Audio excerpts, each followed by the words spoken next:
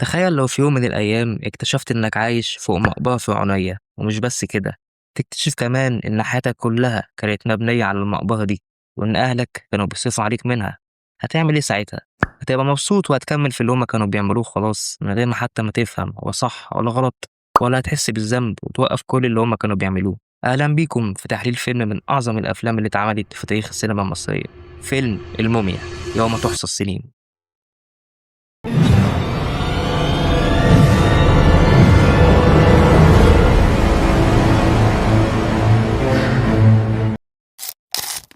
الفيلم بيبدأ بلقطة لتمثال وشه مقسوم نصين، وبعدها على طول بيتكتب على الشاشة الكلمتين دول: يا من تذهب ستعود، يا من تنام سوف تنهض، يا من تمضي سوف تبعث، فالمجد لك، للسماء وشموخها، للأرض وعرضها، للبحار وعمقها. وعجبني قوي حتة إنه جاب التمثال وبعدها الكلام، كأنه بيقول لك إنه بيوجه الكلام ده للتمثال ده أو الموميا اللي جواه، لأن زي ما هو واضح قدامنا وش التمثال مقسوم لنصين، نص فيه عين وملامح والنص التاني مفيهوش أي حاجة خالص، يعني إن نص عايش ونص ميت. وبعدها بيقول له بقى ما تقلقش، يا من تذهب ستعود وهتبعث من جديد. بعدها بنروح لمشهد الأفندية وهم قاعدين في اجتماع، وبنشوف تلميح بسيط من المخرج العبقري شادي عبد السلام، لأن الباشا اللي واقف بيقول لهم إن الكلام اللي مكتوب في كتاب الموتى ده المفروض إن الشخص الميت لما يبعث هيقوله عشان يفتكر اسمه ويفتكر هو مين، لأن الشخص اللي بدون اسم وهوية ملوش لازمة، بمعنى أصح بيبقى تايه مش عارف أصله إيه ومنين. وده تلميح عظيم على اللي بيبيع تاريخه وحضارته للناس قصاد شوية فلوس، لأنه فعلا بيبقى بيبيع اسمه وهويته لناس مقدرين قيمتها أكتر منه هو شخصيا. وده عشان هو ولا في دماغه الكلام ده، هو عايز فلوس وخلاص يجيب بيهم لبس أو أكل ليه ولعيلته. وهنا ده نابع من حاجتين مهمين الفيلم اتكلم عليهم، وهما الجهل والجوع. طول ما انت جاهل ومش فاهم يعني ايه اسمك وتاريخك والحضارة بتاعتك، وطول ما انت في حرب ضد الجوع واكل العيش وكل هدفك الاساسي انك تاكل وتشرب وما تموتش من الجوع، فطبيعي جدا لما تلاقي اي حاجة بتجيب لك فلوس هتبيعها ايا كانت هي ايه. لو خدت بالك من اللقطة دي فانت هتلاحظ حاجتين مهمين.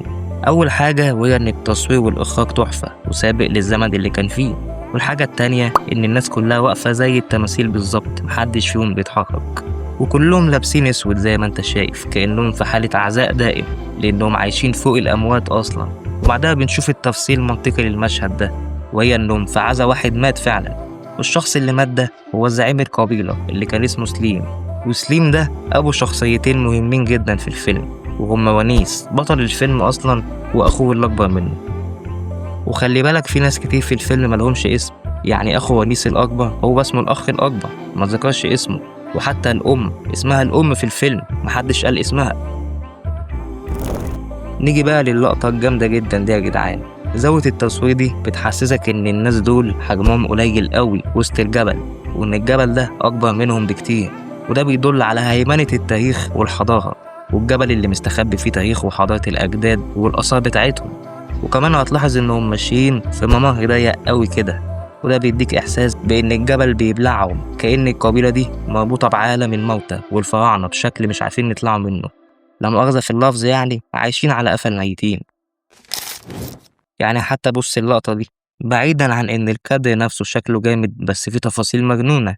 يعني اللي على اليمين ده الأخ الأكبر، واللي على الشمال ونيس أخوه الأصغر، حتى فرق الطول ما بينهم واضح، والاتنين واقفين في نص التابوت كده، في دلالة إنهم هيتقاسموا السر بتاع أبوهم اللي سابه لهم قبل ما يموت.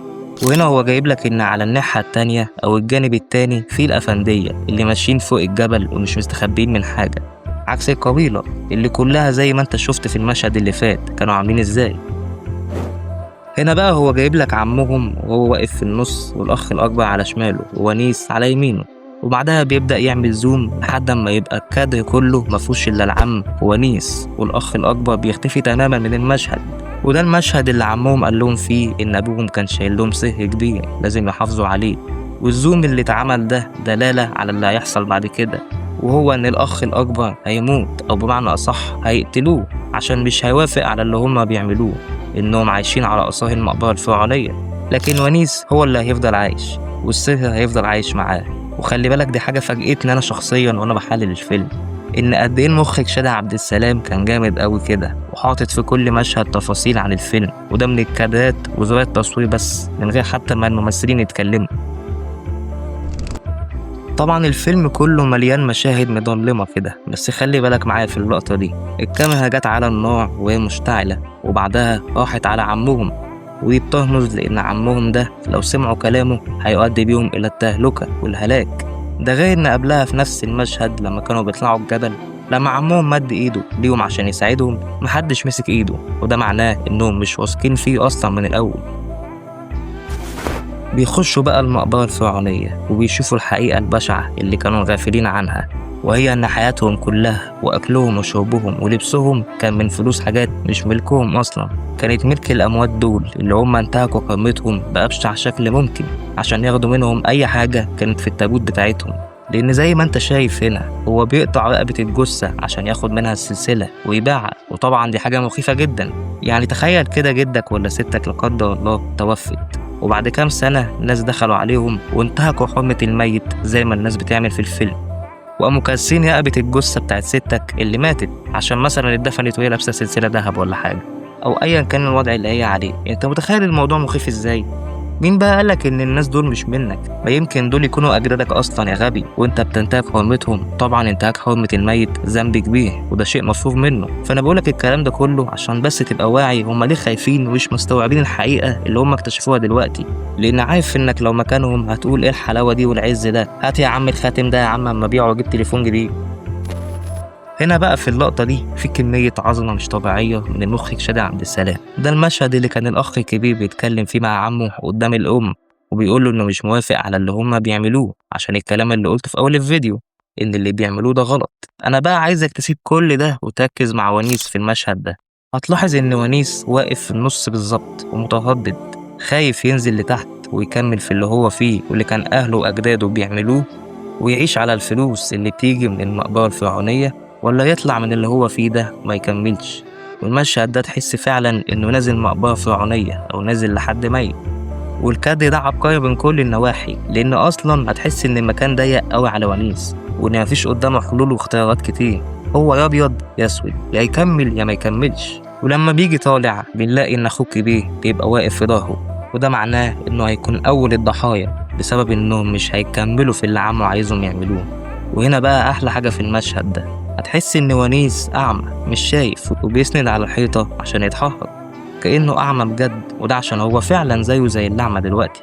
هو مش شايف الحقيقة فين والصح فين، وما عندوش علم بشخصيته ولا هويته الحقيقية. حتى هو بيقول لاخوه في المشهد ده لقد اطلعتني على مصير المظلم فعلي ان اسير لوحدي. وده فعلا اللي هيحصل، لان اخوه هيموت بعد المشهد ده على طول، وونيس هو اللي هيكمل لوحده. هنا بقى اللقطة دي لقطة الأفندية وهم جايين في سفينة في النيل للجبل، وبعيدا عن الشكل الجمالي للمشهد، بس هتلاحظ إن السفينة جاية ومعبية سواد وظلام كده، كأن اللي جاي للقبيلة دي الكابوس اللي خايفين منه.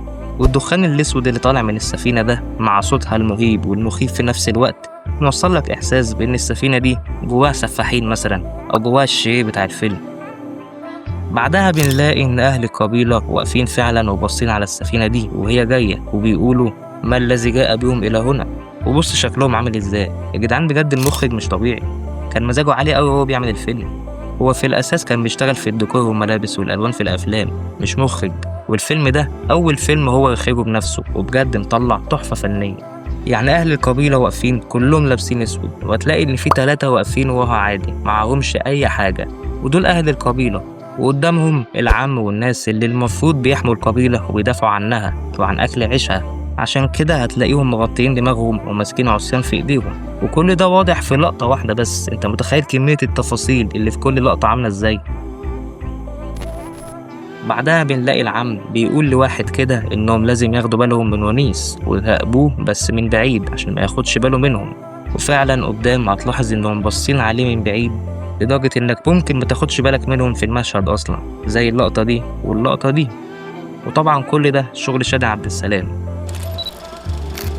هنا بقى هتلاحظ ان في اختلاف واضح ما بين اللقطة دي واللقطة اللي فاتت، لان هنا دي السفينة من منظور ونيس بطل الفيلم، بيقولك ان شايفها طوق نجاة او الحاجة الصح اللي جاية تصلح الغلطة اللي هم عايشين فيها. عشان كده هتلاقي السفينة بيضة عادي والدخان اللي طالع منها شبه شفاف، عكس ما كان أهل القبيلة شايفينها خالص. ودي برضه عبقرية شادي عبد السلام. ده بقى الشخصية اللي بتمثل الشيطان في الفيلم، حتى اسمه مهار والقاردين طالعين منهم، وطول الوقت هتحس إنه بيوسوس في ودان الممثلين طول الفيلم وبيحسسهم إنه عايز مصلحتهم، لكن في الحقيقة هو كل هدفه إنه يبقى مكان أيوب. مين أيوب ده بقى؟ أيوب ده هو الشخص اللي القبيلة بتبيع ليه الدهب والحلي وأي حاجة بيلاقوها في المقبرة الفرعونية، وده عشان بيديهم فلوس كتير جدا قصاد الحاجات دي، عكس الأفندية اللي لو ادوهم الحاجات دي مش هياخدوا منهم إلا شوية فكة مش هتكفيهم ولا هتخليهم قادرين يعيشوا وياكلوا بقية حياتهم، لأن زي ما قلتلك قبل كده هم عايشين على خير المقبرة الفرعونية بس. في المشهد ده هو جابلك إن الغريب اللي مش من الجبل لما شاف الحضارة والتاريخ اللي موجودين في الجبل ده كان مندهش ومبهور جدا بيها، ودي تلميحة من شادي عبد السلام عن إن الناس الأجانب بيبقوا مندهشين جدا بالحضارة بتاعتك وبيتمنوا يكون عندهم زيها، وانت بقى أصلا عندك الحضارة دي ومش عارف قيمتها وبتبيع عليهم بشوية ملاليم حرفيا، وهم قصادها بيكسبوا منها طول حياتهم، ومش بعيد يقولوا عليها إنها بتاعتهم هم أصلا وإنها حضارتهم. يعني انت خليتهم يسرقوا تاريخك بإيدك. في المشهد ده بنشوف إن ولاد عم ونيس بيستغلوا فلوس المقبرة الفرعونية بشكل بشع جدا، لأنهم جايبين فتيات ليل يعملوا معاهم علاقة قصاد الفلوس. وهنا جابلك إنهم مش بس بيعملوا كده عشان مش لاقيين ياكلوا وبتاع، لأ هما مستعدين يعملوا أي حاجة بالفلوس دي ومش فارق معاهم اللي بيعملوه ده صح ولا غلط. يعني تخيل تلاقي واحد بيبيع حضارة وتاريخ بقالهم 7000 سنة عشان ينام مع واحدة. طب والله عيب يا جدعان. هنط حبة حلوين في الأحداث وهنوصل للمشهد ده، واللقطة دي جامدة أوي يا جدعان.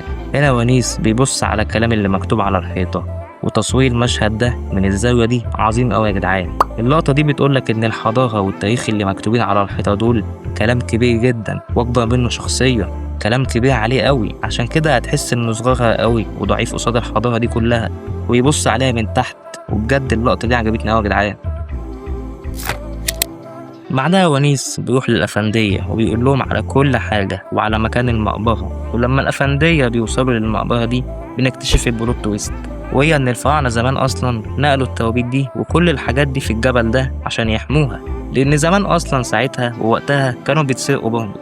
يعني المقابر الفرعونية دي أصلا بتتسرق من ساعتها لحد وقتنا هذا، وإن الجبل اللي كانوا فاكرين إنه هيحمي المقابر دي والحضارة دي برضه أهله بيسرقوا منه وبيضيعوا تاريخهم واسمهم وأصلهم بإيدهم. ومع العلم إن هما بيعملوا كده عشان ما يموتوش من الجوع، بس في ناس تانية بتعمل كده عشان لا مؤاخذة تقضي ليلة حلوة مع فتاة ليل. طبعا الأفندية بعدها بينقلوا كل حاجة من المقبرة دي للسفينة بتاعتهم عشان يمشوا ويودوها للمكان الصح اللي هو المتاحف اللي موجودة في البلد. وبنشوف بقى أهل القبيلة وهم واقفين مش قادرين يعملوا حاجة وباصين على مصدر رزقهم الوحيد وأكل عيشهم وهو بيضيع قدامهم وهم ولا حول لهم ولا قوة. وبعدها بنشوف تاني بلوت تويست، وهو إن ونيس بعد اللي عمله ده لسه حاسس بالذنب وبيموت من جواه على اللي هو عمله، وإنه دلوقتي حط أهله وأهل القبيلة بتاعته كلهم في مشكلة صعبة وهيكون سبب في موتهم من الجوع، وهيشيل ذنب كل واحد مبقاش معاه فلوس ياكل هو وعياله أو يتعالج أو حتى يعيش زي بقية الناس الطبيعية. بعدها السفينة بتمشي وهي فيها التماثيل والتوابيت كلها، وبيتكتب على الشاشة: انهض فلن تفنى، لقد نوديت باسمك، لقد بعثت. والفيلم بيخلص، فيما معناه يعني إن خلاص كده تم بعث الحضارة والتاريخ من تاني، وإن التماثيل دلوقتي والمومياوات هيبقوا مرتاحين ومحدش هينتهك حرمتهم. ودي نهاية واقعية جدا بتقولك إن إحنا كده ما حليناش المشكلة ولا حاجة، لأن الناس دي غصب عنها كانت بتعمل كده عشان تاكل عيش وتعيش وما تموتش من الجوع. وهنا أنا جاي أقولك الفيلم عايز يقول إيه. أول حاجة الفيلم بيقولك إن طول ما في جهل بالحضارة والتاريخ والهوية هيفضل في تهريب للآثار والحضارة بتاعتنا، وإن الحل إن الناس دي تفهم يعني إيه هوية ويعني إيه تاريخ. وتاني حاجة وهي الأهم، إن الناس دي طول ما هم محتاجين لأساسيات الحياة زي الأكل واللبس والكلام ده كله هيبيعوا أي حاجة قدامهم مهما كانت إيه، فعشان كده لازم توفر لهم احتياجاتهم الأساسية وبعدها تعلمهم ثقافتهم وتاريخهم وأصلهم عشان ما يفرطوش في هويتهم وتاريخهم. وبس كده انا خلصت، بس الافلام لسه مخلصتش. لو عجبك الفيديو اعمل لايك واشترك في القناه عشان يوصلك كل جديد. وبس كده، سلام يا اخواتي.